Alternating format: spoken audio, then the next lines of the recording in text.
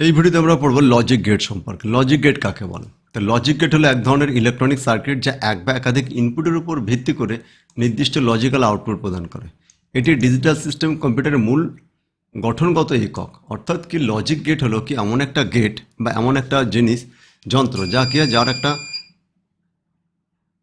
Logic gate হলো এমন একটি জিনিস যা কি হয় আমাদের কোনো ইনপুট নেয় এবং তার সেই গেট তার একটা নির্দিষ্ট চরিত্র আছে, সেই চরিত্র অনুযায়ী আউটপুট দেয়।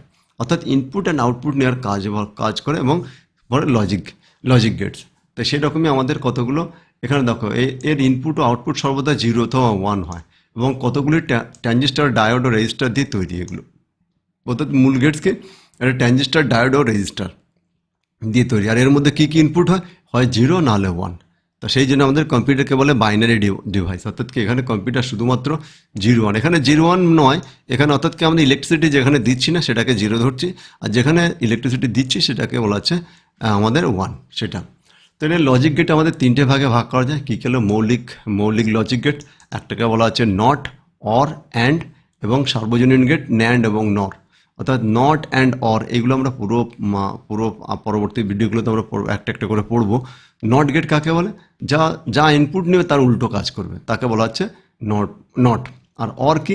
অর অর্থাৎ যোগ, যা ইনপুট নেবে সেই দুটোকে যোগ করে দেখাবে। যোগ করে দেখালে এখানে এই মনে নেই, যেমন 1 আর 1 কি যোগ করলে 1 হবে, কিন্তু 1 আর 1 যোগ করলে কিন্তু 2 হবে না।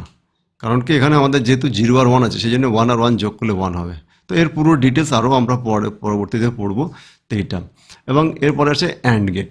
তো এই অ্যান্ড এবং নট মিলে তৈরি হচ্ছে ন্যান্ড এবং অ্যান্ড এবং নট মিলে তৈরি হচ্ছে কি নর। এগুলোকে সার্বজনীন গেট বলা হয়। এগুলো কেন সার্বজনীন গেট বলা হয়? কারণ এই গেট দিয়ে আমরা অ্যান্ড অর নটের মতো কাজ করাতে পারি। অর্থাৎ কি এখানে এই নট যেখানে ইউজ হবে সেখানে নট ইউজ না করে ন্যান্ড ইউজ করতে পারি, নরও ইউজ করতে পারি। একইভাবে আমরা অর যখন ইউজ করবো তখন আমাদের এগুলো ইউজ করতে পারি। তো যখন কোনো সার্কিট ডিজাইন হয় তো তৈরি হয় তখন সেখানে কী হয়, তখন এই বেসিক গেটগুলো কিন্তু ইউজ হয় না, সমস্তগুলো কিন্তু সার্বজনীন গেট ইউজ করা হয়।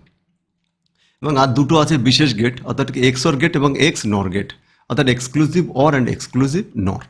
তো এইগুলো আমরা এইগুলো সম্পর্কে এর লজিক্যাল ডায়াগ্রাম ট্রুথ টেবিল আমরা পরবর্তী ভিডিওগুলোতে পরপর করে পড়বো। তো এটা আমাদেরকে এইগুলো হচ্ছে আমাদের লজিক গেট এবং লজিক গেটের প্রকারভেদ।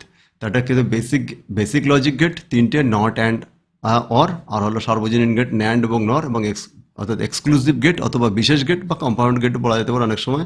এটাকে এক্সঅর গেট এবং এক্স নর গেট।